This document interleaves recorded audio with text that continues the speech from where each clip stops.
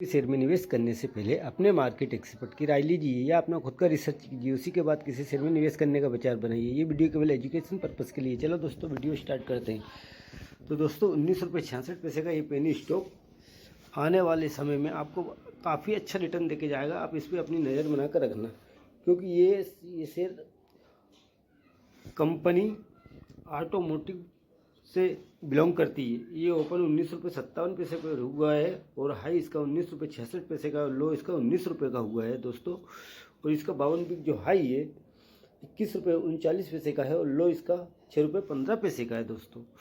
तो दोस्तों अब और इसने एक वीक में 9.65% का पॉजिटिव रिटर्न दिया अपने निवेशकों को और एक महीने में 46.28% का पॉजिटिव रिटर्न दिया अपने निवेशकों को। 3 महीने में इसने 55.05% का पॉजिटिव रिटर्न दिया अपने निवेशकों को और एक साल में इसने 178.87% का पॉजिटिव रिटर्न दिया अपने निवेशकों को और एक साल में इसने 11.07% का पॉजिटिव रिटर्न दिया अपने निवेशकों को दोस्तों। और ये एक महीने में इसमें क्वांटिटी 6 लाख क्वांटिटी ट्रेड हुई। इसमें 6 लाख की 100% डिलीवरी में उठाई गई है। सैटरडे में 2 लाख क्वांटिटी ट्रेड हुई जिसमें 100% डिलीवरी में उठाई गई है। यह सैटरडे में 2 लाख क्वांटिटी ट्रेड हुई जिसमें 100% डिलीवरी में उठाई गई है और 6 लाख क्वांटिटी टुडे में ट्रेड हुई है दोस्तों। ये NSE और BSE पर दोनों पर लिस्टेड है दोस्तों। इसके मार्केट कैप की बात कर लेते हैं 263 करोड़ का है। करंट प्राइस इसका 19 रुपये 70 पैसे का, हाई इसका 21 रुपये 40 पैसे का है और लो इसका 6 रुपये 90 पैसे का है। स्टॉक भी इसका गायब है। बुक वैल्यू इसकी 47 रुपये 40 पैसे की, वो नेगेटिव में है। डिविडेंड कंपनी देती नहीं है। ROC इसका 0.39 का है। ROC गायब है। फेस वैल्यू इसकी 2 रुपये की है दोस्तों। कल्चर उत्पाद हाइड्रोलिक समाधान बनाती है, यानी कि कंपनी कल्चर के लिए काम करती है। जो सेटको ऑटोमोटिव लिमिटेड ऑटोमोटिव उद्योगों के लिए क्लच उत्पादन बनाती है। इसके क्लच उत्पादन में सुचारू जुड़वाव और इष्टतम प्रदर्शन सुनिश्चित करते हैं। कंपनी हाइड्रोलिक्स प्रेशर कन्वेटर का भी निर्माण करती है दोस्तों। और भारत में यूनाइटेड किंगडम और संयुक्त राज्य अमेरिका में 4 विनिर्माण इकाइयाँ हैं जो सेटको ऑटो सिस्टम आफ्टर मार्केट में सबसे ज़्यादा मांग वाला ब्रांड है। सेल्स, इसकी सेल की बात कर लेते हैं क्वार्टर बाय क्वार्टर सेल की। तो मार्च 2024 में 174 करोड़ की सेल करी है और फिर जून 2024 में 163 करोड़ की सेल करी है और सितंबर में 160 करोड़ की सेल करी है दोस्तों।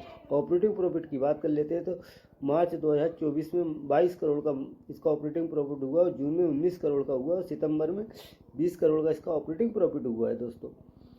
OPM की बात कर लेते हैं। मार्च में 13% रहा और जून में 12% रहा है और सितंबर में भी 12% रहा है।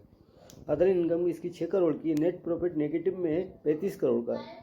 EPS पर शेयर की भी बात करते हैं तो ये नेगेटिव में 2.6 का 16% का।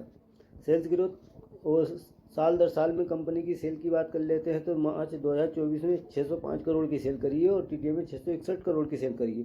ऑपरेटिंग प्रॉफिट की बात करते हैं तो मार्च 2024 में 72 करोड़ का इसका ऑपरेटिंग प्रॉफिट हुआ और TTM में 86 करोड़ का हुआ। OPM की बात कर लेते हैं 12% का रहा और TTM में 13% का रहा इसका। इनकम की बात कर लेते हैं। अदर इनकम की 6 करोड़ की है इसकी।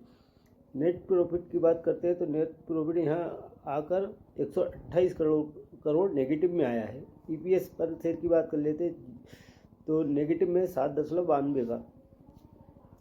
और दोस्तों कंपाउंड सेल्स ग्रोथ की बात करते हैं 10 साल में 4% पॉजिटिव में, 5 साल में 2% नेगेटिव में रहा, 3 साल में 20% पॉजिटिव में रही इसकी सेल्स ग्रोथ और TTM में 18% रही इसकी सेल्स ग्रोथ। और कंपाउंड प्रॉफिट ग्रोथ की बात करते हैं 10 साल में कुछ नहीं है, 5 साल में कुछ नहीं है, 3 साल में 8% रही नेगेटिव और TTM में 32% रही प्रॉफिट ग्रोथ इसकी।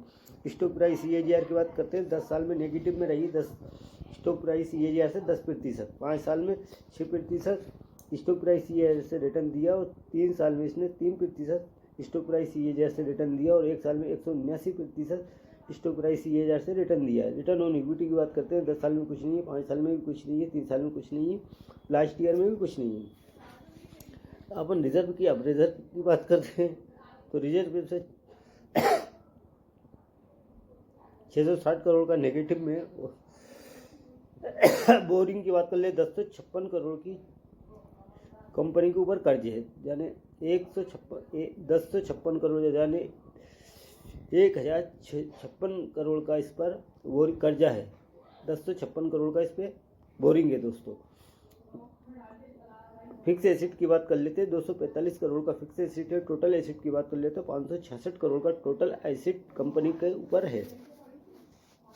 शेयर होल्डिंग पैटर्न में आ जाते हैं, तो शेयर होल्डिंग पैटर्न में अपन देखते हैं तो इसमें शेयर होल्डिंग पैटर्न में दिसंबर 2023 से लेकर सितंबर 2024 तक 59.25% की जो होल्डिंग है प्रमोटर की इसमें बनी हुई है। एफआई की बात करते हैं तो एफआई की भी दिसंबर 2023 से लेकर सितंबर 2024 तक 0.07% की होल्डिंग जो है एफआई की भी इसके अंदर बनी हुई है।